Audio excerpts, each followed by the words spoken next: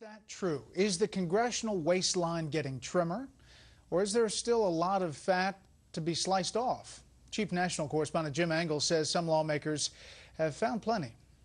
Lawmakers say the government is sitting on $45 billion in unspent money, more than half the total sequester, which could be used to ease any shortfalls. There are pots of money sitting in different departments across the federal government that have been authorized over either a number of months or a number of years. Fresh legislation would authorize that money to be used elsewhere. Republican Senator Tom Coburn has identified several wasteful programs at the Pentagon he'd set aside, including a video called Grill Sergeants showing their favorite recipes, and $6 billion on questionable research, including what lessons about democracy and decision-making could be learned from fish.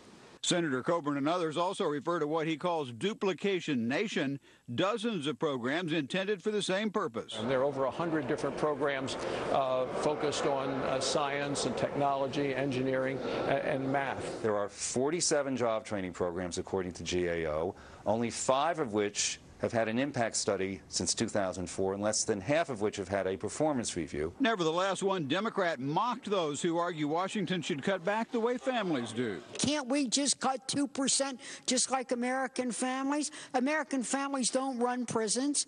They don't build their own roads. Though Janet Napolitano argues the sequester threatens Homeland Security, Schatz says the department has $9 billion in unspent preparedness funds.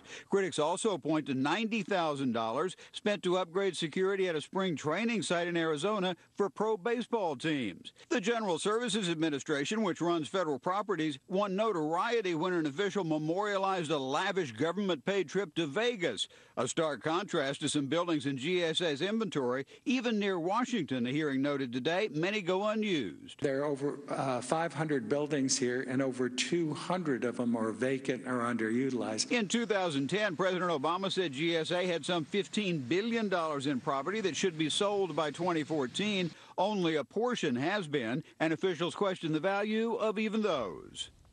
And some lawmakers hope all the hype over the sequester will finally force a closer look at wasteful federal spending.